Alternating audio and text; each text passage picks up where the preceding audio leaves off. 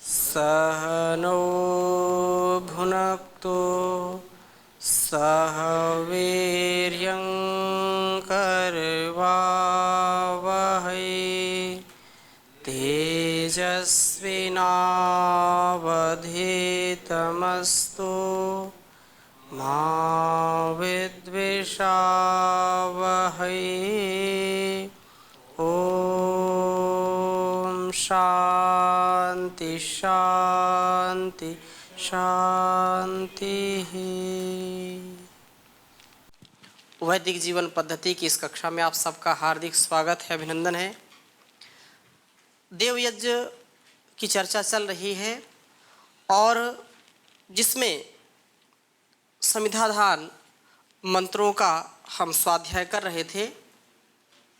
निश्चित रूप से यह जो मंत्र हमने पढ़ा था उसके विषय में भी चर्चा की थी। अब जब एक समिधा हमने दी है, 4 मंत्र बोलने हैं, 3 समिधाएं अर्पित करनी है। समिधाओं का चयन 4 मंत्र हैं, 3 समिधाएं हैं, इसका आगे हम बखान करेंगे। अभी मंत्रों का क्या संदेश है हमारे लिए, उसको हम समझने का प्रयास करते हैं। जब एक मंत्र के द्वारा हमने ओम अयंत इद्म आत्मा जात वेदस्तेने धस्व वर्धस्व चेद वर्धय चास्मान प्रजया पशुभिर्ब्रह्म वर्चसेन नान्यद्येन समेधय स्वाहा इदम अग्रये इदं नमम। ऐसे हमने बोल दिया। वो जात वेद के लिए, वो अग्नि के लिए है, यह समिधा हमारे लिए नहीं है। आदि सात्विक और उदात्त भावना के साथ, समर्पण की भावना के साथ, ज्ञान युक्त यज्ञ की भावना के साथ हमने यह आहुति दी। दूसरा जो मंत्र है उस मंत्र में भी विशेष बात कही है। इसको एक बार लिखेंगे, फिर चर्चा करते हैं इस पर। ओम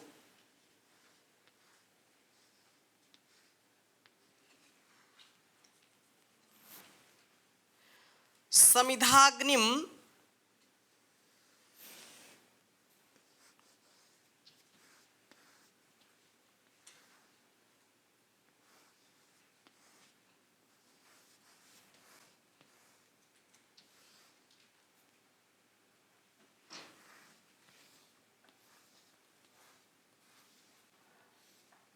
समिधाग्निम दुवस्यत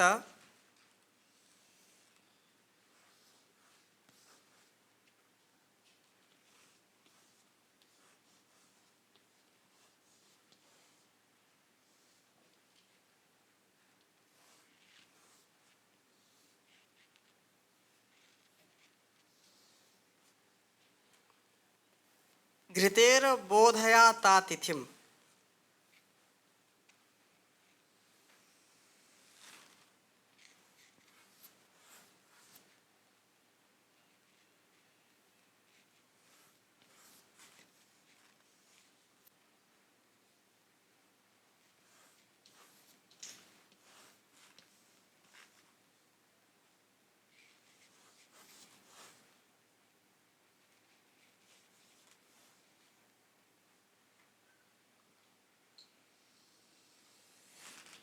घृतैर बोधय तातिथिम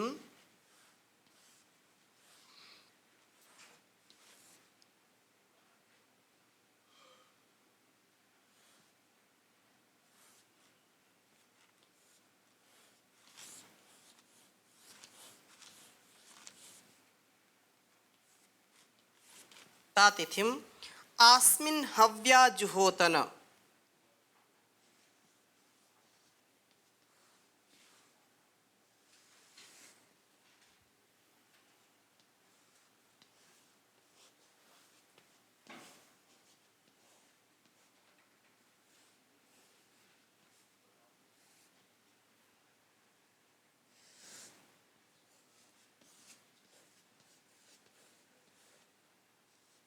आस्मिन् हव्या जुहोतन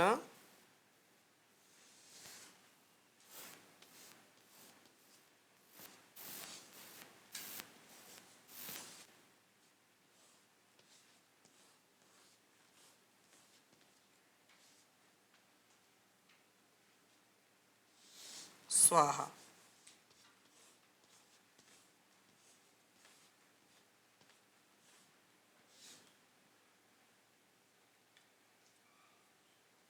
इदम अग्नये इदन्नमम।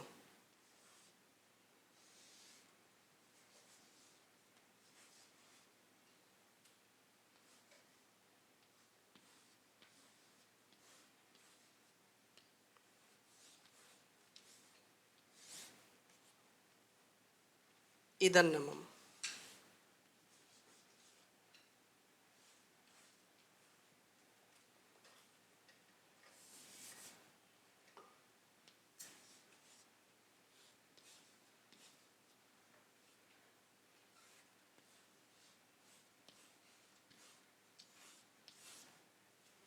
उच्चारण करेंगे। ओम समिधाग्निम दुवस्यत घृतैर्बोधयता तिथिम आस्मिन् हव्या जुहोतन स्वाहा। इदम अग्नये इदन्नमम। ओम समिधाग्निम दुवस्यत घृतैर्बोधयता तिथिम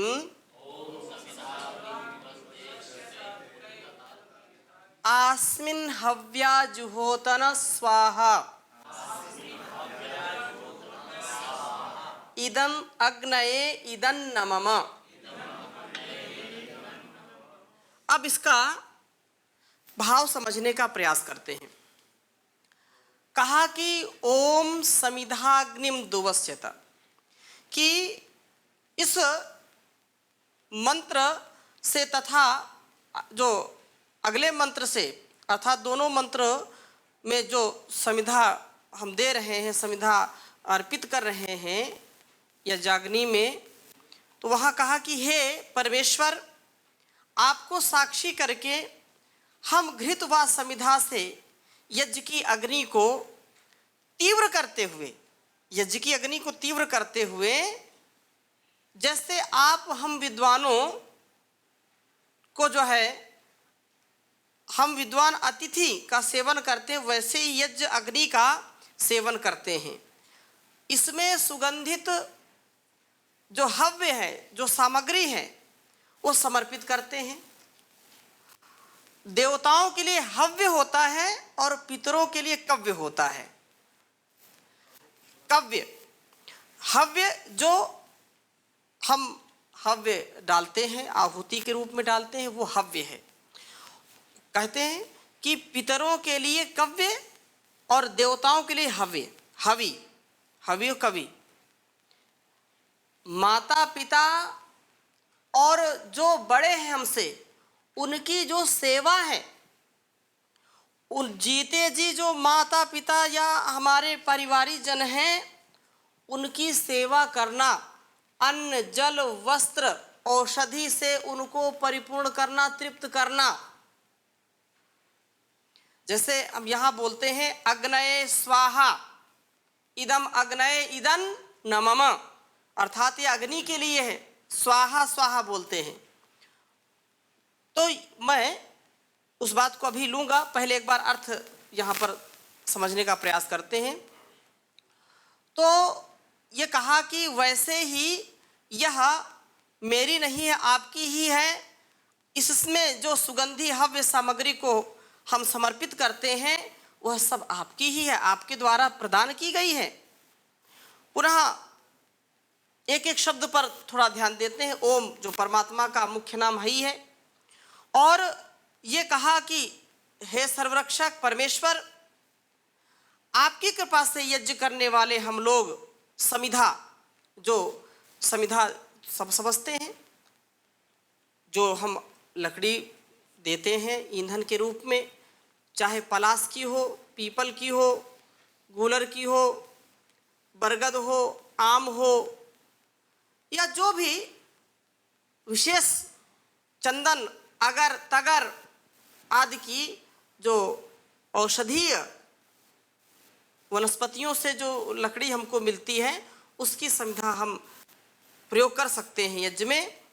तो अब तो गोमय की, गोबर की भी संविधाएं उपलब्ध हैं, पतंजलि योगपीठ से भी उपलब्ध कराई जा रही हैं कि लोग अधिक से अधिक यज्ञ करें, तो इनका प्रयोग कर सकते हैं। और यह जो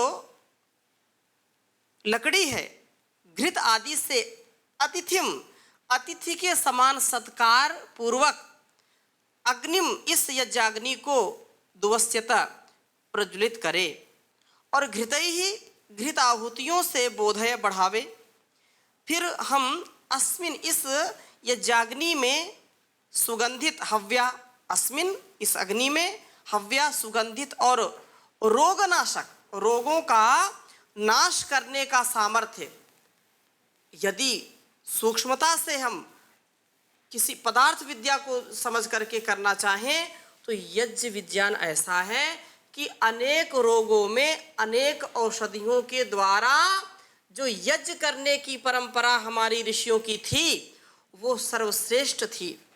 तो यज्ञ थेरेपी अभी भी बहुत स्थानों पर यज्ञ थेरेपी चलती है और ये निश्चित रूप से हमारे तन के लिए भी, हमारे मन के लिए भी परम आवश्यक है। आप जब यज्ञ वेदी पर बैठते हैं, आहुति देते हैं, मंत्र पाठ करते हैं, सुनते हैं, तो उसी से हमारे अंदर सकारात्मकता का आधान होता है और श्रद्धा से हम परिपूर्ण हो जाते हैं, उत्साह से परिपूर्ण हो जाते हैं।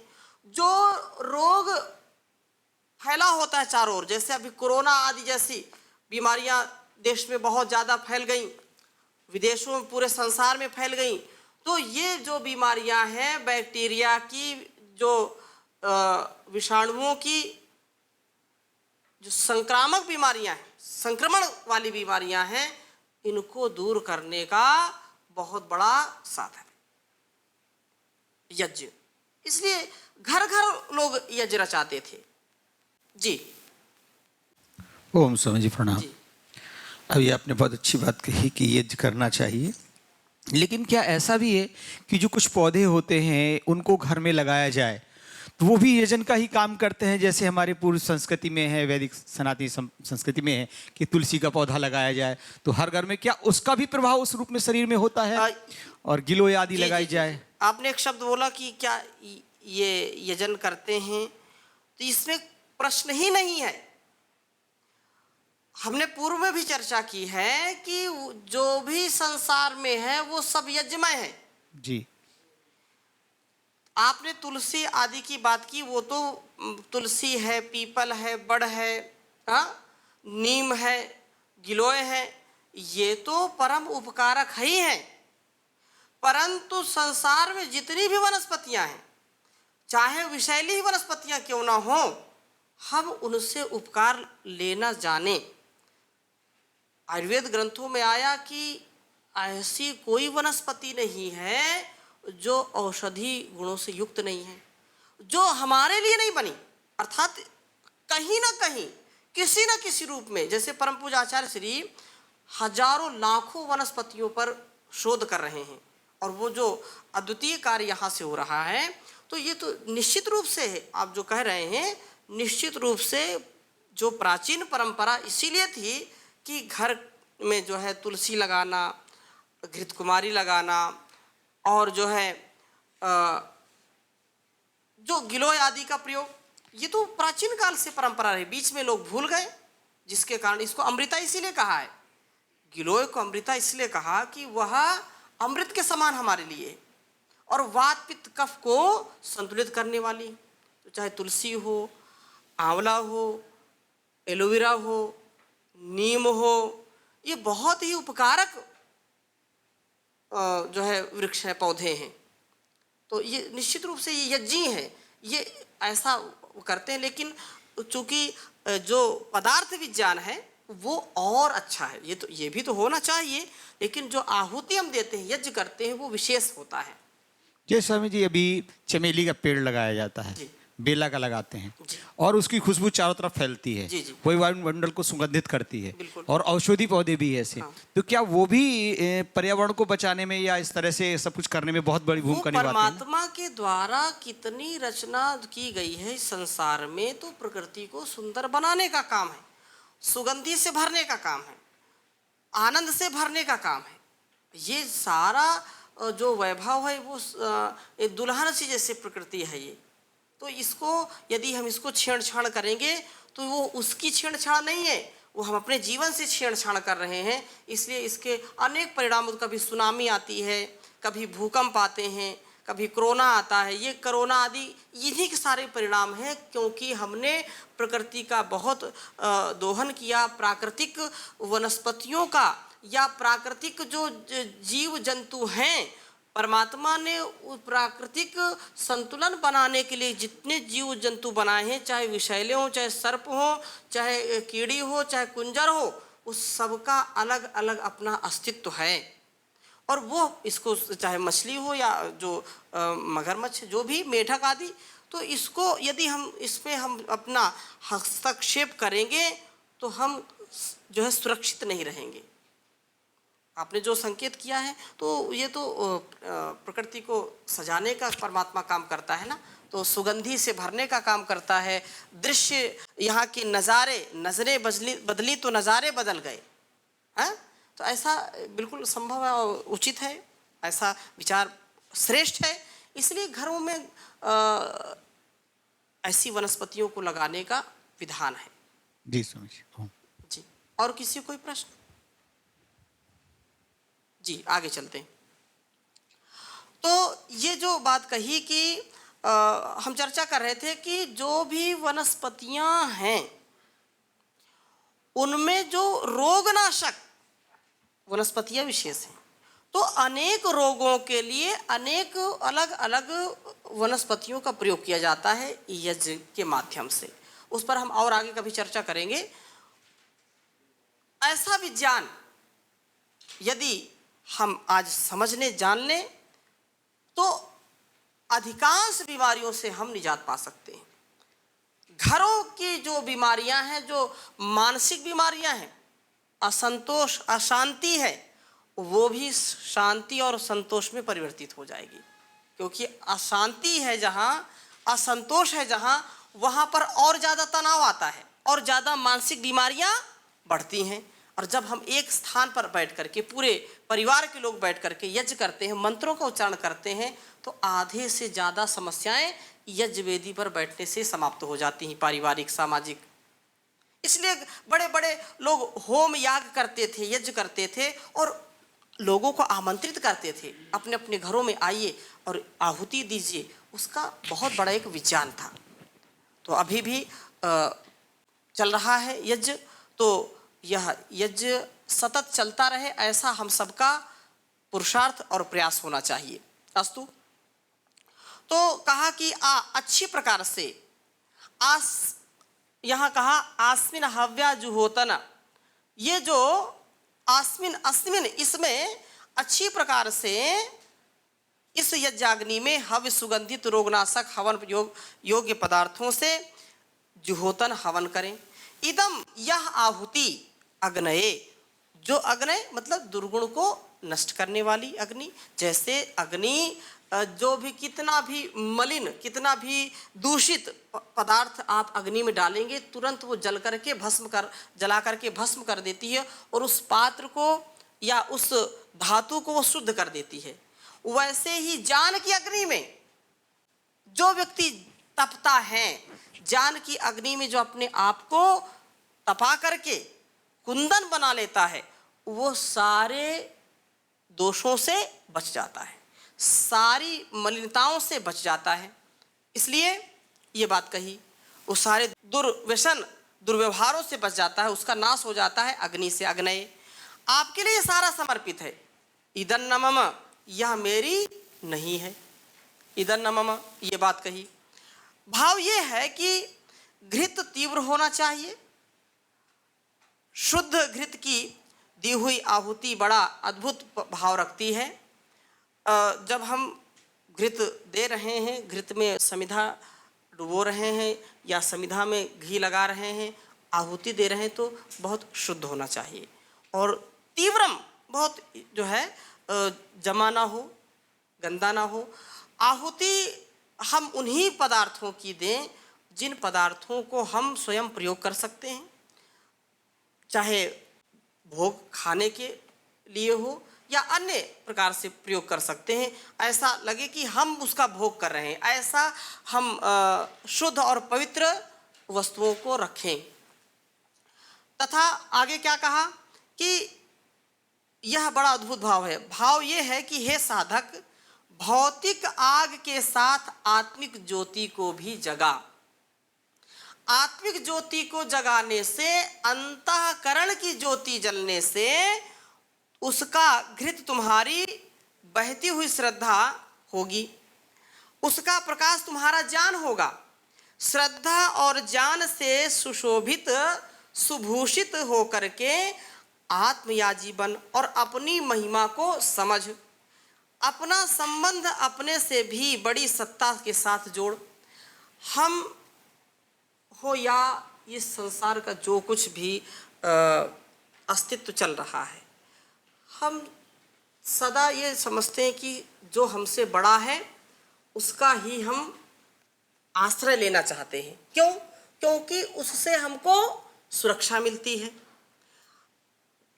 हमारी सुरक्षा, हमारी व्यवस्था, हमारा उत्थान जहां से सुनिश्चित होता है वहीं हम अपना आश्रय बनाते हैं, उन्हीं को हम अपना आदर्श बनाते हैं, उन्हीं के प्रति हमारे अंदर श्रद्धा होती है। तो संसार में ठीक है, कोई हमसे बड़ा धनवान हो सकता है, हमसे बड़ा बलवान हो सकता है, लेकिन यदि संसार में हमको बहुत उन्नत बनना है तो जो सबसे ज़्यादा बलवान है, जो समस्त ऐश्वर्यों का दाता है, यदि हम उसके साथ अपना संबंध जोड़ते हैं तो फिर क्या बात है? किसी चीज़ की कोई कमी रहेगी क्या? कभी कोई कमी नहीं रह सकती। अंतःकरण से लेकर के सारे संसार का सुख हमको मिलेगा, आनंद मिलेगा। इसलिए हम उस परमात्मा को समझें, उसको जानें। और जैसा यहाँ कहा है कि जब मन मंदिर की ज्योति जलेगी, आत्मिक जब प्रकाश होगा, आत्मिक ज्योति जलेगी, तो उसका वो कैसे जलेगी? श्रद्धावान लभते जानम। श्रद्धा रूपी जो है घृत, घृत कैसा? ज्योति, जो ज्ञान की ज्योति कब जलेगी? जब श्रद्धा रूपी घृत उसमें डलेगा। श्रद्धा नहीं है, घी नहीं है तो दीपक जल नहीं सकता। घी नहीं है तो ज्ञान की जो अग्नि है या जो यज्ञाग्नि है वो प्रदीप्त नहीं हो सकती है। इसलिए श्रद्धा हमारी बहुत उच्च होनी चाहिए। श्रद्धा भगस्य मूर्धनि। ये श्रद्धा क्या है? भगस्य मूर्धनि। और यह श्रद्धा जब कोई व्यक्ति प्रतिष्ठित कर लेता है तो उसको संसार में कुछ भी अप्राप्य नहीं होता।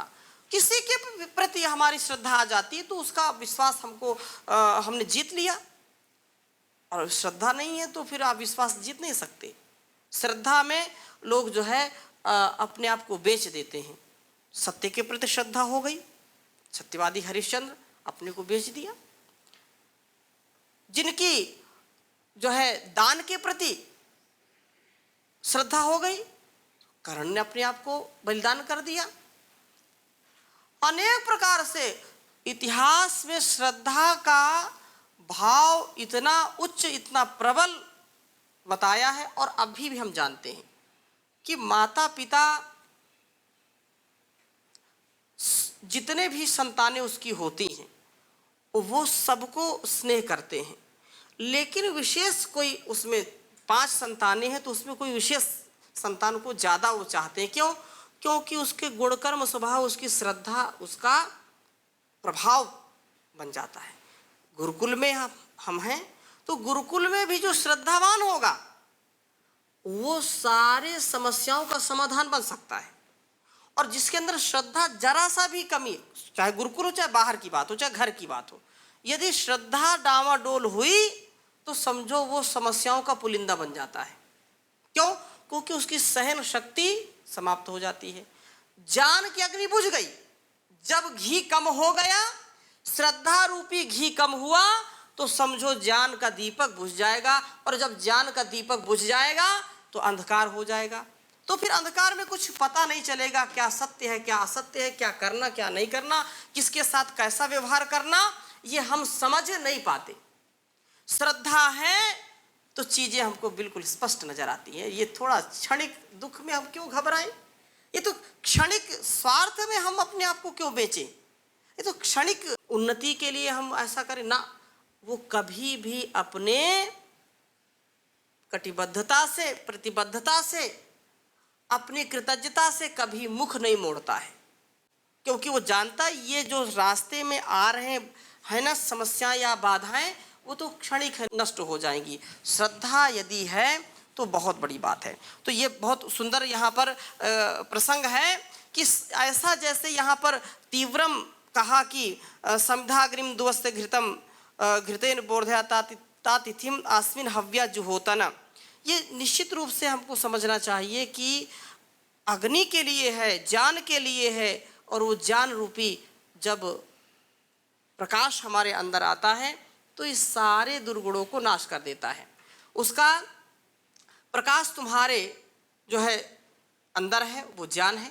श्रद्धा और ज्ञान से जो विभूषित होगा वो कभी भी धाराशायी नहीं होगा, कभी भी वो पतित नहीं होगा। इसलिए अपने संबंध अपने से भी बड़े सत्ता से जोड़ना चाहिए। वह भी अग्नि स्वरूप सर्वत्र व्यापक नित्य अखंड एक रस है। घृत समिधा से शुद्ध अग्नि को श्रद्धा से प्रदीप्त करें। रोग विनाशक पुष्ट सुगंधित हव्य डाल कर हवन करें।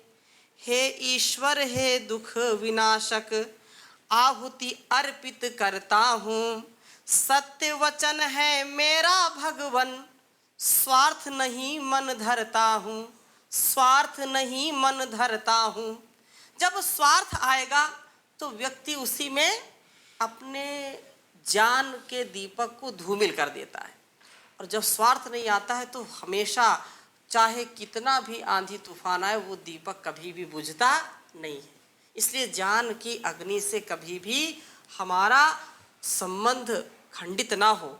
ज्ञान का प्रकाश हमारे व्यवहार में प्रतिबिंबित हो, तब हमारा जीवन उत्थान की ओर जाएगा। तो आज के मंत्र को थोड़ा सा यहीं तक हम चर्चा करेंगे।